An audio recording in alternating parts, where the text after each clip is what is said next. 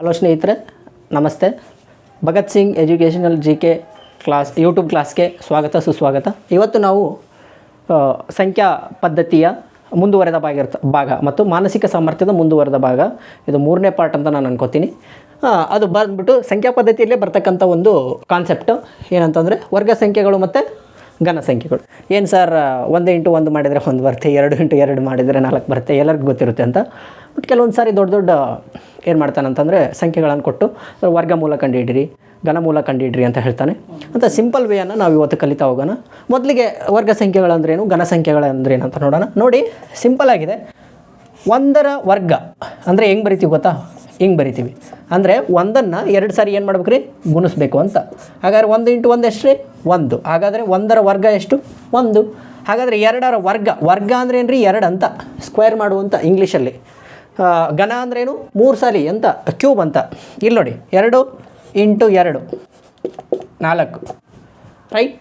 ಅದೇ ರೀತಿ 3 square, 3 × 3 9, 4 square, 4 × 4 16, ಹೌದಲ್ವಾ?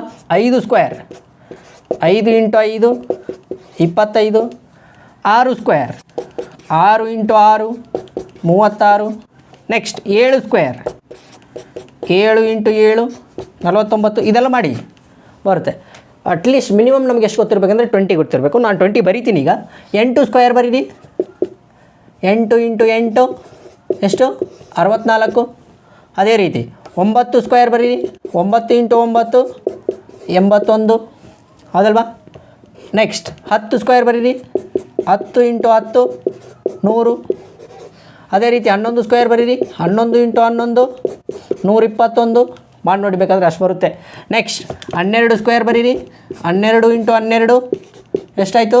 144. ನೆಕ್ಸ್ಟ್ 13 ಸ್ಕ್ವೇರ್ ಬರೀರಿ. 13 × 13 169, ಹೌದಲ್ವಾ? ನೆಕ್ಸ್ಟ್ 14 ಸ್ಕ್ವೇರ್ ಬರೀರಿ. 14 × 14 ಎಷ್ಟಾಯಿತು? 196. ಯಾವುದಾದ್ರೂ ಒಂದು ನೋಡೋಣ ಸುಮ್ಮನೆ. 14 × 14 ನಾನು ಮಾಡಿ ನೋಡ್ತೀನಿ.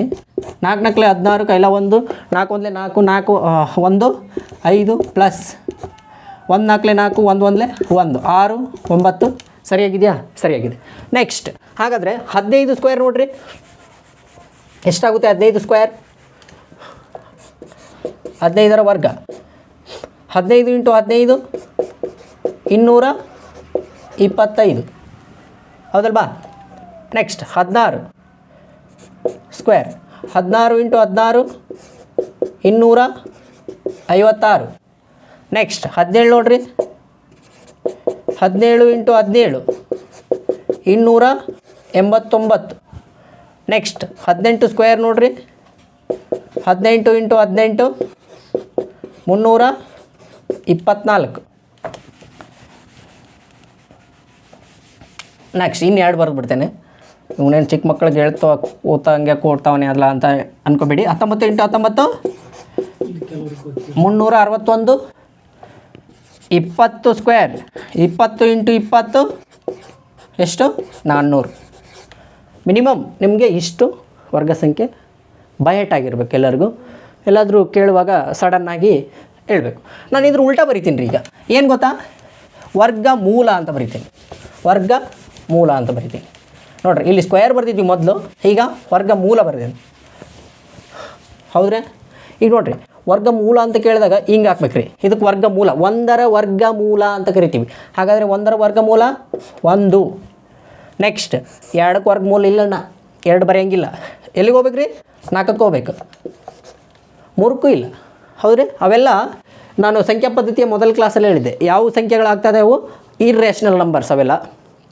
ನೆಕ್ಸ್ಟ್ 9ಕ್ಕಿದೆ 3, 16ಕ್ಕಿದೆ 4, 25ಕ್ಕಿದೆ 5, 36ಕ್ಕಿದೆ 6. ಒಂದು ಗಮನಿಸಿ, ಇಲ್ಲಿ ನೋಡಿ, 1 2 3 4 5 6 ಬರ್ತಾಯಿದೆ, ಹೌದಲ್ವಾ? ಫಾರ್ ಎಕ್ಸಾಂಪಲ್ ನಾನೇನಾದರೂ √2 ತೊಗೊಂಡ್ರೆ ಅದರ ಆನ್ಸರ್ 2 ಅಲ್ಲ, ಹೌದಲ್ವಾ? ಅದು 1 ಪಾಯಿಂಟ್ ಸಮಥಿಂಗ್ ಏನೋ ಬರುತ್ತೆ ರೀ ಇದು. ಸೊ ಹಾಗಾಗಿ ಅದು ವರ್ಗ ಸಂಖ್ಯೆ ಆಗಲ್ಲ. ನೆಕ್ಸ್ಟ್ 49 ತಗೊಳ್ರಿ. ಎಷ್ಟಾಯಿತು? 7 ಹೌದಲ್ವಾ. ನೆಕ್ಸ್ಟ್ ಯಾವುದು 64 8 81 ತೊಗೊರಿ 9 100 ತೊಗೊರಿ 10 121 ತೊಗೊರಿ 11 144 ತೊಗೊರಿ 12 169 ತೊಗೊರಿ 13 196 ತೊಗೊರಿ 14 ನೆಕ್ಸ್ಟ್ 225 ತೊಗೊರಿ 15 ಹೌದಲ್ವಾ. ಏನು ಸರ್ ಇವನ್ನೆಲ್ಲ ಯಾಕೆ ಹೇಳ್ತಾ ಇದ್ದೀರಾ ನಮಗೆ ಅಂತ ಕೇಳ್ತಾರೆ. ಎಕ್ಸಾಮಲ್ಲಿ ಕೊಡ್ತಾನೆ, ಯಾವ ಥರ ಕೊಡ್ತಾನೆ ಪ್ರಾಬ್ಲಮ್ ಅಂದರೆ, ಫಾರ್ ಎಕ್ಸಾಂಪಲ್ ನೋಡೋಣ ನಾವು. ರೂಟ್ 169 ಪ್ಲಸ್ ರೂಟ್ 121 ಹೌದಲ್ವಾ. ನೆಕ್ಸ್ಟ್ ಇಲ್ಲಿ ಪ್ಲಸ್ ಎಕ್ಸ್ ಕೊಡ್ತಾನೆ ಈಸ್ ಈಕ್ವಲ್ ಟು ಇಲ್ಲೊಂದು ಸಂಖ್ಯೆ ಕೊಡ್ತಾನೆ ರೀ. ಯಾವ್ದು ಕೊಡ್ತಾನೆ ಗೊತ್ತಾ, 200 ಏನೋ ಕೊಟ್ಟ ಅಂತ ಇಟ್ಕೊಳ್ಳಿ, 200 ಅಂತ ಕೊಡ್ತಾನೆ. ಆವಾಗ ಈ ಬೆಲೆ ಕಂಡುಹಿಡ್ರಿ ಅಂತ ಕೇಳ್ತಾನೆ ಎಕ್ಸಾಮಲ್ಲಿ. ಈ ಬೆಲೆ ಕಂಡುಹಿಡ್ರಿ ಹಿಂಗೆ ಕೊಡ್ತಾನೆ ಪ್ರಾಬ್ಲಮನ್ನು. ಆವಾಗ ಹಿಂಗೆ ಇದು ಏನು ಅಂತ ಗೊತ್ತಿದ್ದರೆ ಅದು ಗೊತ್ತಾಗುತ್ತೆ ಹೌದಲ್ವಾ. ಹಾಗಾದರೆ ಇಲ್ಲಿ ನಾವು ಬರ್ದ್ವಿ ಹೌದಲ್ವಾ. ಏನಂತ ಬರ್ದ್ವಿ 169 ರೂಟ್ 169 ಏನು ರೀ ಆನ್ಸರ್ ಅದಕ್ಕೆ 13. ಇದು ಗೊತ್ತಿತ್ತು ಅಂದರೆ 13 ಅಂತ ಬರ್ದುಬಿಡ್ತಿ ಇಲ್ಲಿ ಹೌದಲ್ವಾ. ನೆಕ್ಸ್ಟ್ 121 ಆಯ್ತು ನೋಡ್ರಿ ಇಲ್ಲಿ 11. ಅದನ್ನು ಬಿಟ್ಟು ಬೇರೆ ಸಂಖ್ಯೆ ಕೊಡೋಂಗಿಲ್ಲವ, ಅದು ವರ್ಗ ಸಂಖ್ಯೆ ಹೌದಲ್ವಾ. ನೀನು ಅದಕ್ಕೆ ವರ್ಗಮೂಲ ಕಂಡುಹಿಡಿದು ಎರಡನ್ನೂ ಕೂಡಿಸಿ ಇದ್ರೊಳಗೆ ಮೈನಸ್ ಮಾಡು ಅಂತ ಕೊಡ್ತಾನೆ ಹೌದಾ. ಇಲ್ಲಿ ನೋಡಿರಿ 121ಕ್ಕೆ ಏನೈತೆ ಆನ್ಸರು 11 ಪ್ಲಸ್ ಎಕ್ಸ್ ಬರದೆ ಈಸ್ ಈಕ್ವಲ್ ಟು 200 ಬರದೆ ಹೌದಲ್ವಾ. ನೋಡಿರಿ 13 11 ಕೂಡಿಸ್ರಿ ಎಷ್ಟಾಯಿತು 24 ಆಯಿತು ಪ್ಲಸ್ ಎಕ್ಸ್ ಆಯಿತು ಈಸ್ ಈಕ್ವಲ್ ಟು 200 ಆಯಿತು. ಆವಾಗ ಗೊತ್ತಿರೋನು ಮಾಡ್ತಾನೆ, ಗೊತ್ತಿರದೇ ಇರೋನು ಏನು ಮಾಡ್ತಾನೆ ಮಾಡಲ್ಲ, ಸೊ ಬಿಟ್ಟು ಬರ್ತಾನೆ. ಸೊ ಹಾಗಾಗಿ ಇಲ್ಲೇನಾಗುತ್ತೆ ಇದು ಆನ್ಸರು 176 ಆಗುತ್ತೆ, ಆಪ್ಷನ್ ಕೊಟ್ಟಿರ್ತಾನೆ. ಈ ರೀತಿಯಾಗಿ ಪ್ರಾಬ್ಲಮ್ಸನ್ನು ಕೊಟ್ಟಿರ್ತಾನೆ. ಸೊ ಹಾಗಾಗಿ ಇವನ್ನೆಲ್ಲ ತಿಳ್ಕೊಳ್ಬೇಕು. ಅಟ್ಲೀಸ್ಟ್ ಎಲ್ಲಿವರೆಗೂ ತಿಳ್ಕೊಬೇಕ್ರಿ 20ರವರೆಗೂ ತಿಳ್ಕೊಬೇಕು. ಅರ್ಥ ಆಯ್ತು ಅನ್ಕೋತೀನಿ ನಾನು. ಮುಂದೆ ಕಂಟಿನ್ಯೂ ಮಾಡ್ಬೋದು. ರೂಟ್ 256 ಎಷ್ಟಾಗುತ್ತೆ 16. ಸೊ ಹಾಗಾಗಿ ದಯವಿಟ್ಟು ವರ್ಗ ಸಂಖ್ಯೆಯನ್ನು ನೆನ್ಪಿಟ್ಕೊಳ್ಳಿ, ವರ್ಗ ಮೂಲವನ್ನು ಏನು ಮಾಡಿ 20ರವರೆಗೂ ನೆನ್ಪಿಟ್ಕೊಳ್ಳಿ. ನೆಕ್ಸ್ಟ್ ಹಾಗಾದರೆ ಈಗ ನಾವೊಂದಿಷ್ಟು ವರ್ಗಮೂಲವನ್ನು ಬಿಡಿಸೋ ವಿಧಾನ ನೋಡೋಣ. ಸಿಂಪಲ್ ಆಗಿರ್ತಕ್ಕಂಥ ವಿಧಾನ.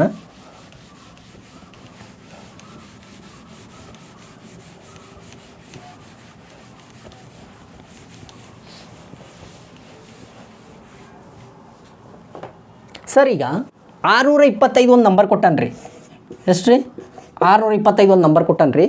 ಅದು ಹಿಂಗೆ ಕೊಟ್ಟಾನ್ರಿ ಅವ. ನಂಗೆ 625 20 ತನಕ ಗಟ್ಟಿ ಹಾಕಿನ್ರಿ ಸರ, 400 ಬರ್ತೈತ್ರಿ ಸರ, ಇದು 625 ಬಂದುಬಿಟ್ಟೈತೆ ಸರ, ನನಗೆ ಗೊತ್ತಾಗಲಿಲ್ಲ, ನಾನು ಬಿಟ್ಟು ಬಂದೀನಿ ಸರ ಅಂತ ಹೇಳ್ತೀರ ಕೆಲವೊಬ್ರು ಏನು ಹೇಳ್ತೀರ ಎಕ್ಸಾಮ್ ಬರ್ದು ಬಂದಮೇಲೆ. ಹಾಗಾದರೆ ಈ ರೀತಿ ನಂಬರ್ ಕೊಟ್ಟಾಗ ಹೆಂಗೆ ಸಾಲ್ವ್ ಮಾಡಬೇಕು, ಹೆಂಗೆ ವರ್ಗಮೂಲ ಕಂಡುಹಿಡಿಬೇಕು ನೋಡೋಣ. ಈಗ ನಾನೇನು ಕಂಡುಹಿಡ್ಬೇಕು ರೀ 625ರ ವರ್ಗ ಮೂಲ. ನೋಡಿ 625 ಇದನ್ನು ನಾನು 2 ಮೆಥಡ್ ಇದೆ ರೀ ಇದರಲ್ಲಿ, 2 ಮೆಥಡ್ ಹೇಳ್ಕೊಡ್ತೀನಿ.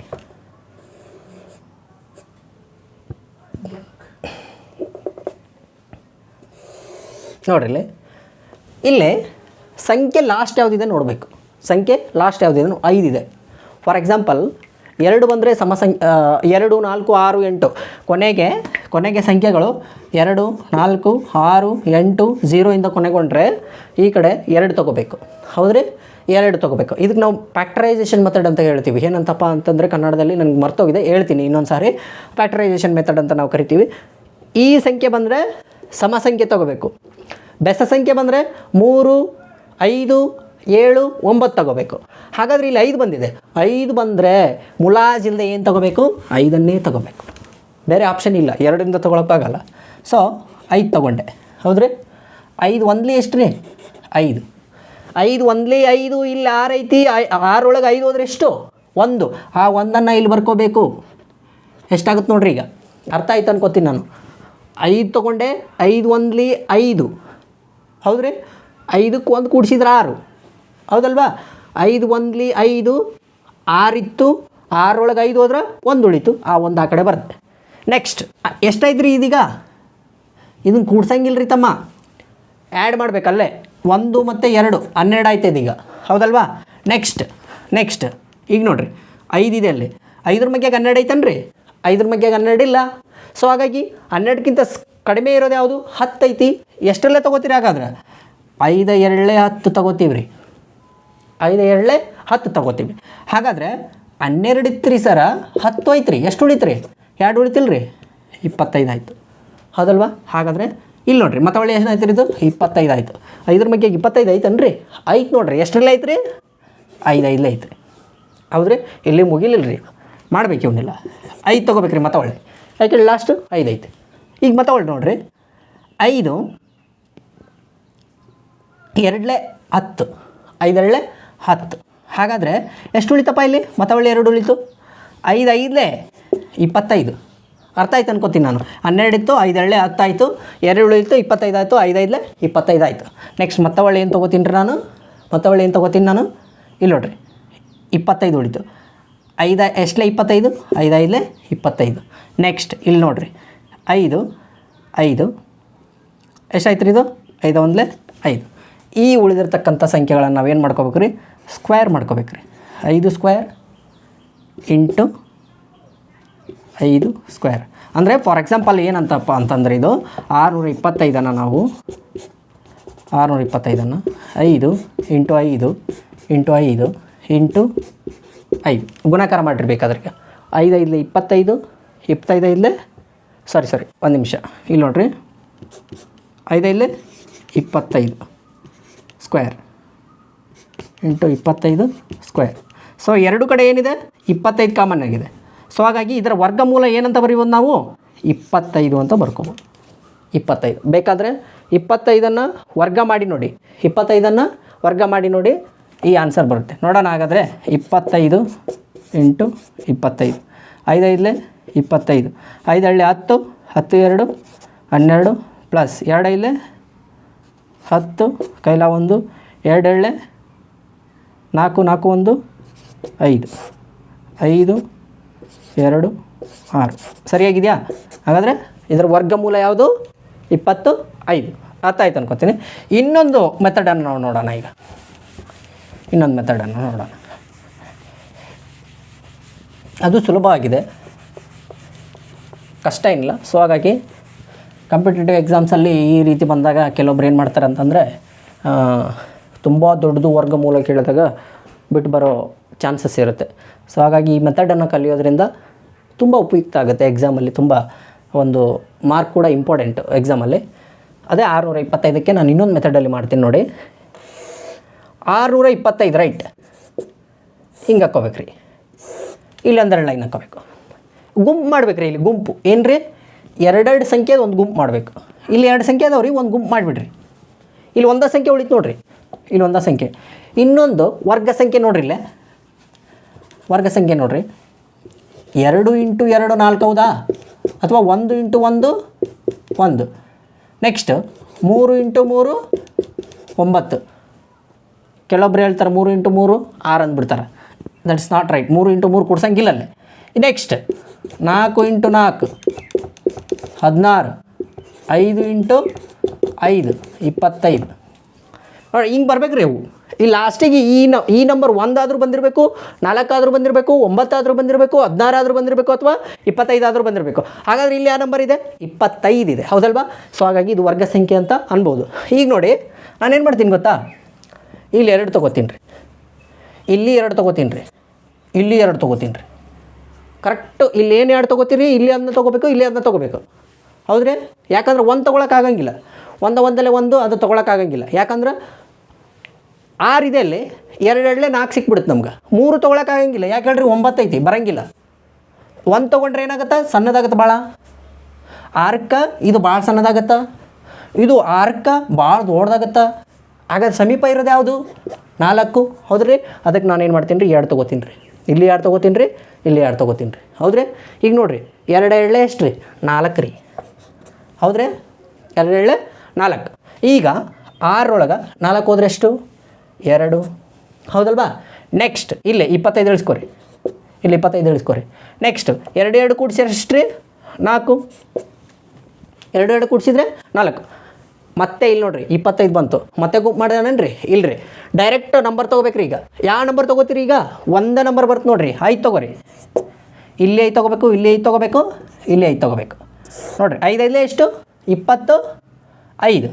2ಕ್ಕೆ 2 ಕೈಲ, 5 5 25, 5 ಇಲ್ಲಿ ಬರ್ಕೊಂಡೆ, 2 ಇಲ್ಲಿ ಬರ್ಕೊಂಡೆ, 5 4 ಎಷ್ಟು 20, 20 + 2 22. ನೋಡಿರಿ 0 ಬಂತ. ಈಗ ಇಲ್ಲೇ ವರ್ಗಮೂಲ ಯಾವುದಾಗಾದ್ರೆ ಇಲ್ಲಿ ಬಂದಾಯ್ತು ನೋಡಿರಿ, ಈ ಸಂಖ್ಯೆ ಏನಿದು ವರ್ಗಮೂಲ. ಅರ್ಥ ಆಯಿತು ಅನ್ಕೋತೀನಿ. ನಾನು ಏನು ಮಾಡಿದ್ದೀನಿ ನೋಡಿರಿ, ಗುಂಪು ಮಾಡಿಕೊಂಡೆ, 6 ಇತ್ತು ಅದೊಂದು ಗುಂಪು ಮಾಡಿಕೊಂಡೆ. ಇಲ್ಲಿ ನೋಡಿರಿ 2 ತೊಗೊಂಡೆ. ಯಾಕಂತಂದ್ರೆ 1 ತೊಗೊಂಡ್ರೆ ಅತಿ ಚಿಕ್ಕದಾಗತ್ತೆ, 3 ತೊಗೊಂಡ್ರೆ ಅತಿ ದೊಡ್ಡದಾಗತ್ತೆ. ಸೊ ಸಮೀಪ ಇರೋದು 2. ಸೊ ಹಾಗಾಗಿ 2 2 ಇಲ್ಲಿ 2 ತೊಗೊಂಡೆ, 2 2 4. ಎಷ್ಟು ಉಳಿತು? 2 ಉಳಿತು. 25 ಇಳಿಸ್ಕೊಂಡೆ. ಇಲ್ಲಿ 4 ಇತ್ತು, 2 2 ಕೂಡಿಸಿದಾಗ 4 ಆಯಿತು. ಮತ್ತೆ ಒಳ್ಳೆ ಇದಕ್ಕೆ ಸಮೀಪ ಇರೋದು ತೊಗೋಬೇಕ್ರಿ. ಈಗ 5 5 25, 5 4 20, 2ಕ್ಕೆ ಕೈಲ, ಈ ಕೈಲ 2ಅನ್ನು 20 ಕೂಡಿಸಿದ್ರೆ 22 ಆಗುತ್ತೆ. ಸೊ ಹಾಗಾಗಿ ಇಲ್ಲಿ 0 ಬರಬೇಕು. ಸರ್ ಇದು ಒಂದೇ ನಂಬರಿಗೆ ತೋರಿಸಿದ್ರಿ, ಮತ್ತೊಂದು ನಂಬರ್ ತೋರಿಸ್ರಿ. ನಿಮ್ಮ ಕಣ್ಣು ಮುಂದೆ ನಾನು ತೋರಿಸ್ತೀನಿ ನೋಡಿರಿ. ಇನ್ನೊಂದು ನಂಬರ್ ಅದು ಮಾಡಿ, ಯಾವುದಾದ್ರೂ ಒಂದು ನಂಬರ್ ತಗೊಳ್ಳೋಣ.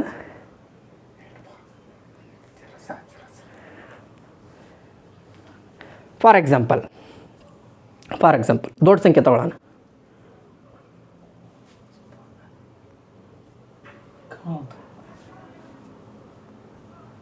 ನೋಡಿರಿ, ನಾವು ತೊಗೊಂಡಿರ್ತಕ್ಕಂಥ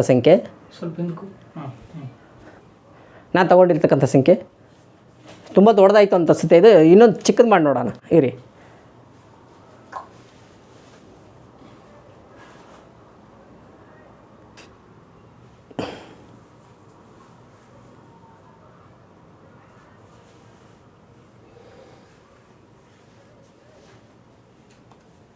ಇಲ್ಲೊಂದು ಸಂಖ್ಯೆ ಇದೆ ರೀ ನೋಡಿ, 13 225 ಇದೆ.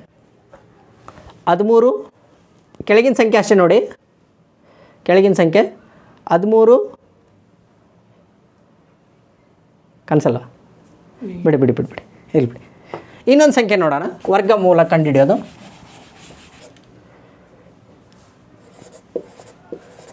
ಎರಡು 5 ಒಂದು. ಇನ್ನೊಂದು ಪ್ರಾಬ್ಲಮನ್ನು ನೋಡೋಣ, ಇದಕ್ಕೆ ವರ್ಗಮೂಲ ಕಂಡುಹಿಡಿಯೋದು ಹೆಂಗೆ. ನೆಕ್ಸ್ಟ್ ನೋಡಿ, ಸೇಮ್ ಅದೇ ರೀತಿ ಅದೇ ಮೆಥಡನ್ನು ನಾನು ಸಾಲ್ವ್ ಮಾಡ್ತಾಯಿದ್ದೀನಿ. ಆಗ ಚಿಕ್ಕ ಸಂಖ್ಯೆ ಮಾಡಿದೆ, ಈಗ ದೊಡ್ಡ ಸಂಖ್ಯೆ ಮಾಡಿದೆ. ಇಲ್ಲಿ 2 × 2 4, 1 × 1 1. ಇದು ಇರಲಿ, ಅದು ರೆಫರೆನ್ಸಿಗೆ ಬೇಕಾಗುತ್ತೆ ನಮ್ಗೆ ಡೌಟ್ ಬಂದಾಗ ಕ್ಲಿಯರ್ ಮಾಡೋಕ್ಕೆ. ನೋಡಿರಿ,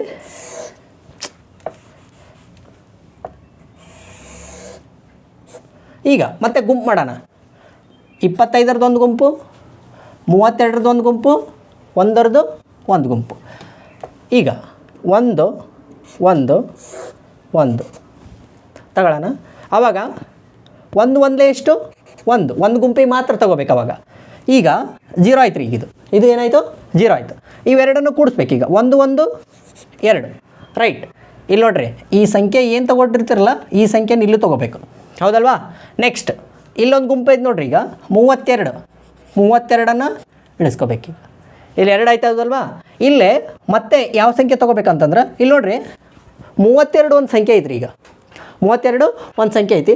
ನಾವು ಒಂದು ವೇಳೆ ಇಲ್ಲೇ 2 2 2 ತೊಗೊಂಬಿಟ್ನಂದ್ರೆ ತಪ್ಪಾಗುತ್ತೆ ರೀ. ಇದು ಯಾಕೆ ಗೊತ್ತಾ, 2 4 ಆಯಿತು, 2 4 ಆಯಿತು. ಇಲ್ಲಿರೋದು 32. ಇದು ಮೀರು ಹೋಗ್ತಾಯಿದ್ರು, ಬಾರಿ ಮುಂದೆ ಹೋಗ್ತಾ ಇದೆ ಇದು. ಸೊ ಹಾಗಾಗಿ ನಾನು ಇಲ್ಲಿ ಏನು ಮಾಡ್ತೀನಿ ಗೊತ್ತಾ, ಮತ್ತೆ 1 ತೊಗೋತೀನಿ, 1 1 ಇಲ್ಲೂ ಕೂಡ 1, ಹೌದಲ್ವಾ. ನೆಕ್ಸ್ಟ್ ಈಗ ನೋಡಿರಿ, 1 1 1 1 2 2, ಹೌದಲ್ಲ. 21 ಬಂತು. 2 ತೊಗೊಂಡ್ರು ಜಾಸ್ತಿ ಆಗುತ್ತೆ, 0 ತೊಗೊಂಡ್ರೆ ಕಡಿಮೆ ಆಗುತ್ತೆ, ತುಂಬ ಕಡಿಮೆ ಆಗುತ್ತೆ, 21ಕ್ಕಿಂತ ಕಡಿಮೆ ಆಗುತ್ತೆ. ಈಗ ಈ 2 ನಂಬರ್ನ ಕೊಡಿಸ್ರಿ. 1 1 2, 2ಕ್ಕೆ 2 ಇಲ್ಲಿ ಬೇಕಾಗುತ್ತೆ. ಇದು ಸ್ವಲ್ಪ 22 ಆಯ್ತು ಇದು. ನೆಕ್ಸ್ಟ್ ಈಗ 2ರಲ್ಲಿ 1 ಹೋದರೆ 1, 3ರಲ್ಲಿ 2 ಹೋದರೆ 1. ಹಾಗಾಗಿ ಈ ಗುಂಪು ಉಳಿದಿದೆ ಅಲ್ರಿ, ಈ ಗುಂಪನ್ನು ಮತ್ತೆ ತಗೋತೀನಿ. 1 1 2 5 ತಗೋತೀನಿ. ಹಾಗಾಗಿ ಇಲ್ಲಿ ನೋಡಿರಿ, ಇಲ್ಲಿ 2 ಇದೆ. ಯಾವ ಸಂಖ್ಯೆ ತೊಗೊಂಡು ನೋಡೋಣ. ಲಾಸ್ಟಿಗೆ ನೋಡಿರಿ 25 ಇದೆ ಅಲ್ವಾ. ಸೊ ಹಾಗಾಗಿ 5ಅನ್ನೇ ನಾನು ತೊಗೋತೀನಿ, 5ಅನ್ನು ನಾನು ತೊಗೋತೀನಿ. ಏನಾಗುತ್ತೆ ನೋಡೋಣ. 5 ಇಲ್ಲೂ 5 ಇಲ್ಲೂ 5. ನೋಡಿರಿ, ಈಗ 5 5 ಎಷ್ಟು 25, 5 ಇಲ್ಲಿ ಬರ್ಕೊಂಡೆ. ಇದು ಕೈಲಾರಿ ಇದು. ನೆಕ್ಸ್ಟ್ 5 2 10, 10 2 12, ಸಾರಿ 10 2 12 ಕೈಲ 1. ನೆಕ್ಸ್ಟು 5 2 10 10 1 11 ಸರಿ ಬಂತಾ. ಸೊ ಹೀಗಾಗಿ ಇಲ್ಲಿ ನೋಡ್ರಿ 1125 1125 ಏನಾಯ್ತು ಇದು 0 ಆಯಿತು. ಹಾಗಾಗಿ ಇದರ ವರ್ಗಮೂಲ ಏನು ರೀ ಇಲ್ಲಿ ಬಂದೈತೆ ನೋಡ್ರಿ, ಈ ಸಂಖ್ಯೆ ಇದರ ವರ್ಗಮೂಲ ಆಗಿರುತ್ತೆ. ಬೇಕಾದರೆ ಗುಣಾಕಾರ ಮಾಡಿ ನೋಡೋಣ. 115 ಇಂಟು 115, 5 5 25, 5 1 5, 2 5 2 7, 5 1 5. ನೆಕ್ಸ್ಟ್ ಜಾಗ ಸಾಲಲ್ಲ ಇಲ್ಲಿ 575 ಇಂಟು 11,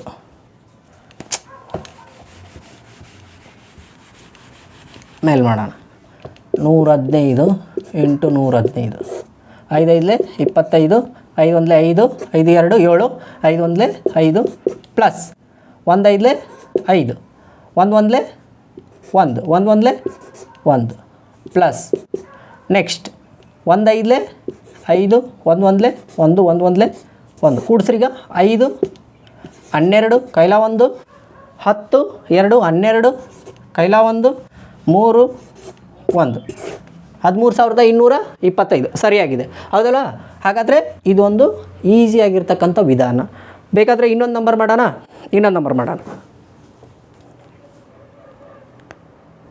840706.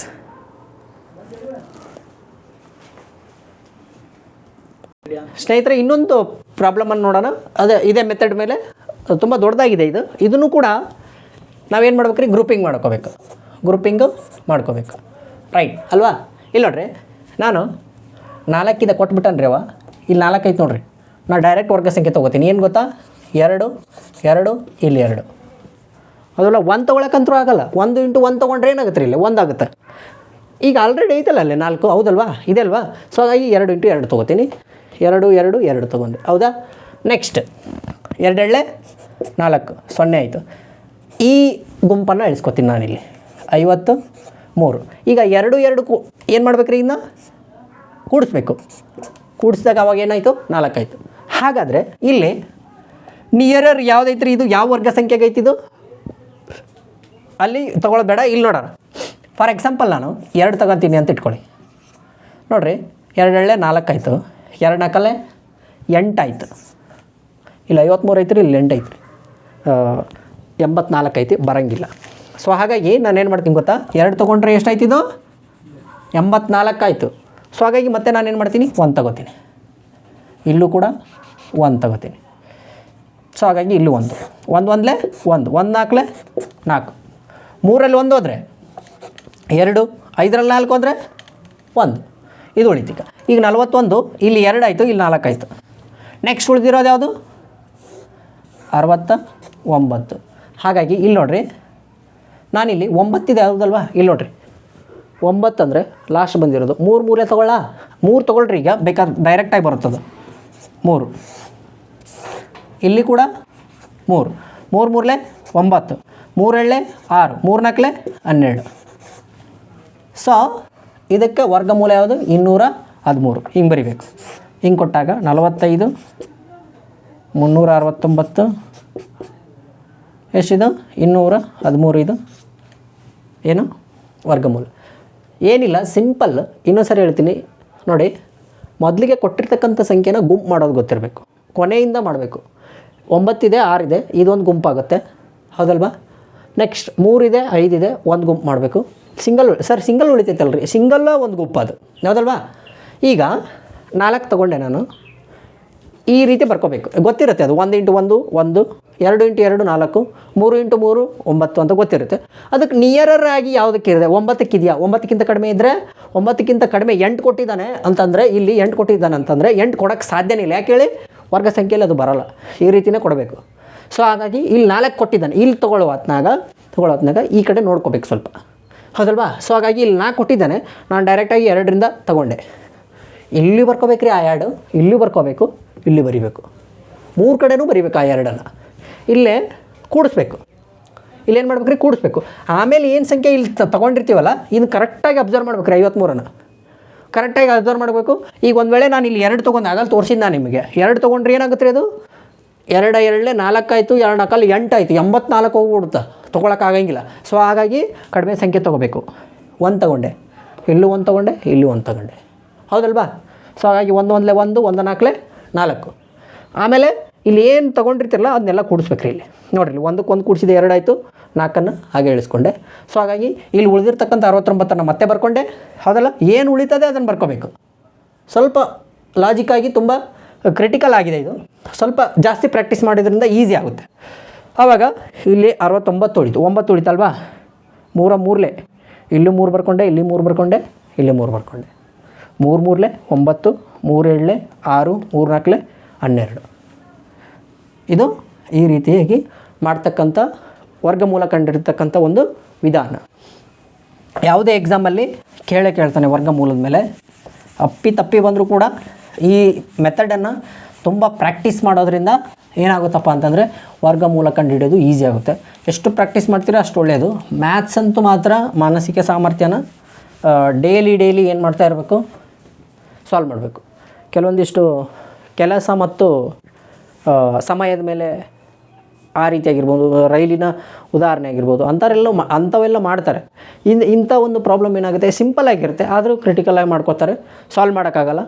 ಸೊ ಹಾಗಾಗಿ ಇದು ಇವತ್ತಿನ ಒಂದು ವರ್ಗ ಸಂಖ್ಯೆಗಳು ಮತ್ತು ವರ್ಗಮೂಲ ಕಂಡುಹಿಡಿತಕ್ಕಂಥ 2 ವಿಧಾನ ಮಾತ್ರ ನಾನು ನಿಮಗೆ ಇವತ್ತು ಹೇಳ್ಕೊಟ್ಟಿದ್ದೀನಿ. ಮುಂದಿನ ತರಗತಿಯಲ್ಲಿ ಘನ ಸಂಖ್ಯೆಗಳು ಮತ್ತು ಘನಮೂಲವನ್ನು ಹೆಂಗೆ ಕಂಡುಹಿಡಬೇಕಂತ ಹೇಳ್ಕೊಡ್ತೀನಿ. ಸೊ ದಯವಿಟ್ಟು Bhagat Singh educational GK YouTube ಚಾನಲನ್ನು ಸಬ್ಸ್ಕ್ರೈಬ್ ಮಾಡಿ, ಬೆಲ್ ಬಟನನ್ನು ಹೊಡೀರಿ. ಹಾಗೆ ಮತ್ತೆ ಮುಂದಿನ ತರಗತಿಯಲ್ಲಿ ಸಿಗೋಣ ಅಂತ ಹೇಳ್ತಾ ಎಲ್ಲರಿಗೂ ಧನ್ಯವಾದಗಳು.